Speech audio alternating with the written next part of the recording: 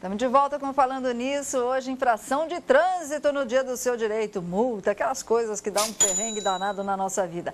A gente só vai fazer uma paradinha para conferir agora os destaques do Band Cidade, segunda edição.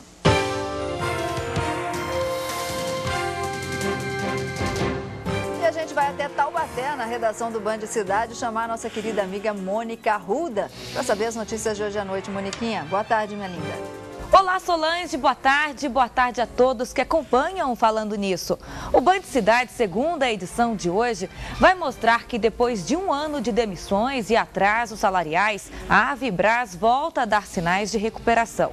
Nos últimos meses, a empresa começou a recontratar parte dos trabalhadores que foram demitidos em janeiro e já conta, inclusive, com a perspectiva de contratar novos funcionários a partir do ano que vem. Ambulantes tomam conta das ruas, praças e calçadas da região central de Taubaté. O problema é antigo, mas se agravou neste mês devido ao movimento de Natal. Vamos saber como está a fiscalização por parte da Prefeitura. E ainda, como está a procura por vagas em hotéis e pousadas do litoral norte. O sindicato da categoria alerta que 60% dos leitos já estão reservados. Esses são apenas alguns dos destaques do Band Cidade, segunda edição, que vai ao ar às 10:07 da noite, aqui na Band, com Cláudio Nicolini e Lilian de Paula. Uma boa tarde para você, Sol, e até amanhã.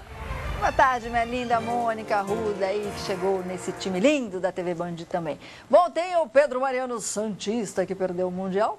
Eu vou encher sua paciência, Pedro Mariano. Você enche a minha, põe o Ligue Band.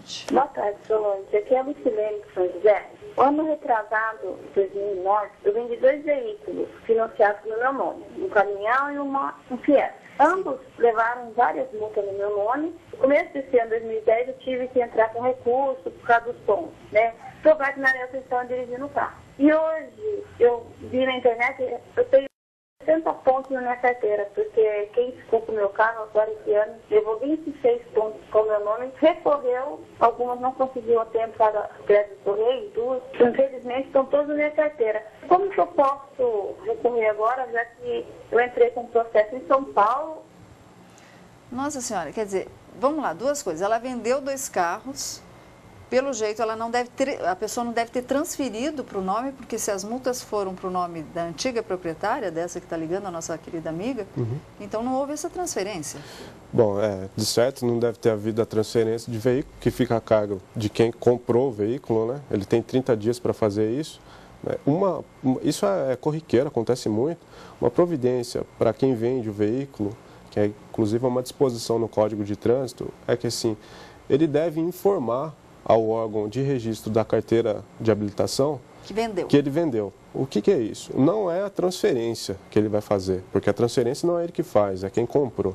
Mas ele informando que houve a venda, né, por meio de um documento, um contrato que por vezes é feito, o órgão, ao ter que infligir, aplicar a penalidade em relação a esse veículo, a esses veículos, no caso dela, comprou, né? Vai diretamente para quem comprou, porque ele já está informado, sim, certo, que não cabe mais a responsabilidade daquele ex-proprietário, né? E agora, o que ela faz? 60 pontos na carteira? Meu Deus! Bom, é uma situação complicada, porque primeiro, ela é uma questão, ela tem acesso ou não a essa pessoa que ela vendeu, né?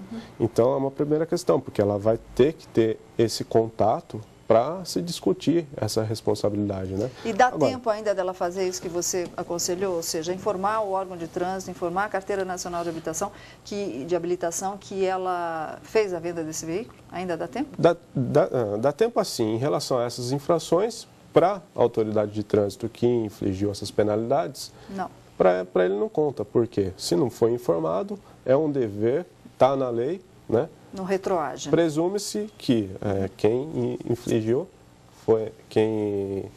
infringiu a lei foi o primeiro proprietário, porque para o órgão de trânsito ainda continua sendo. Isso se o comprador não transferiu, porque a lei dispõe 30 dias para ele fazer a transferência. Todavia... Então, a melhor coisa, minha linda, é você entrar em contato com o comprador, fazer essa transferência o mais rápido possível. Se não quiser, tentar fazer esse contrato, entendeu? Avisar que houve a venda desse veículo e agora, quanto às multas, correr atrás.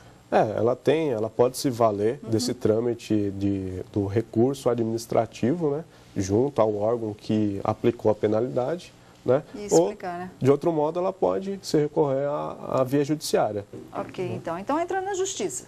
Se por um lado administrativo não funciona, entra na justiça mesmo para tentar aí reaver pelo menos a sua carteira de habilitação, que você vai perder, se é que já não perdeu, né? Com 60 pontos. É povo fala, é isso, Fê? Policial militar pode aplicar multa? Miela, policial militar pode aplicar multa? Policial militar pode aplicar multa, né? É um órgão que atua auxiliando os órgãos executivos de trânsito, né? Tem a sua competência descrita na lei, sem o menor problema. Pode aplicar sim. Então, às vezes você está do lado de um celular bonita da vida, não está vendo um marronzinho, mas tem uma viatura do celular que faz... Pode crer que também você vai levar uma multinha.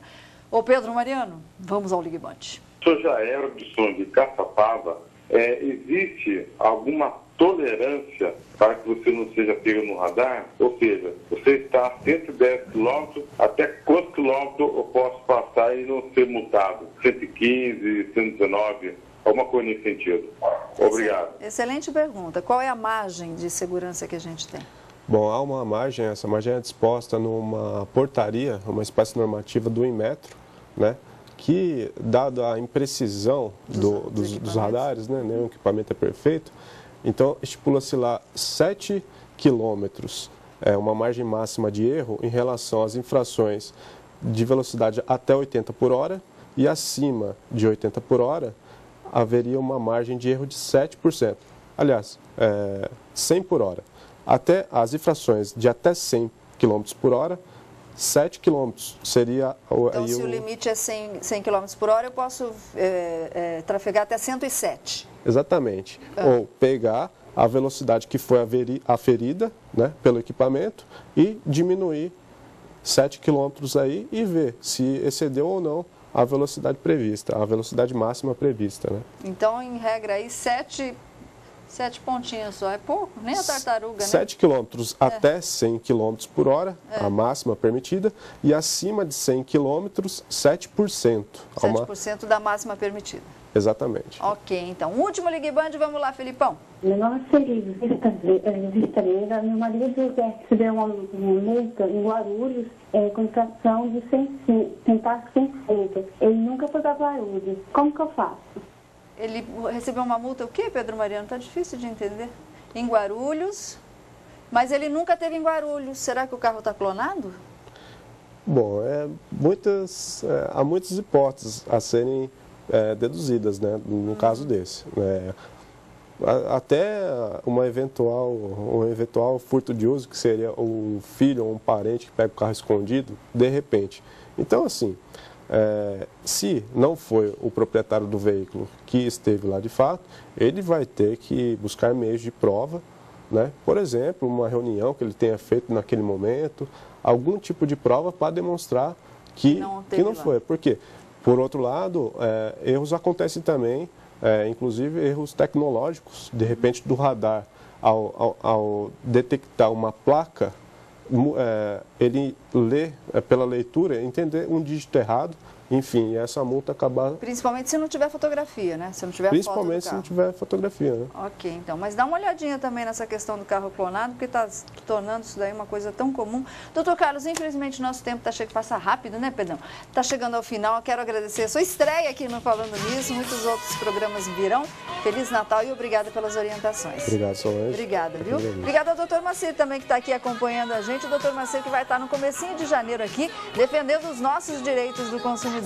Bom, amanhã a Natália Teodoro no comando aqui do Falando Nisso, e o assunto é falar sobre aquelas crianças que fazem xixi na cama. Você sabia que pode ser uma doença isso, quando tem mais de 5 anos de idade? A gente vai aprender tudo amanhã. Fiquem com Deus.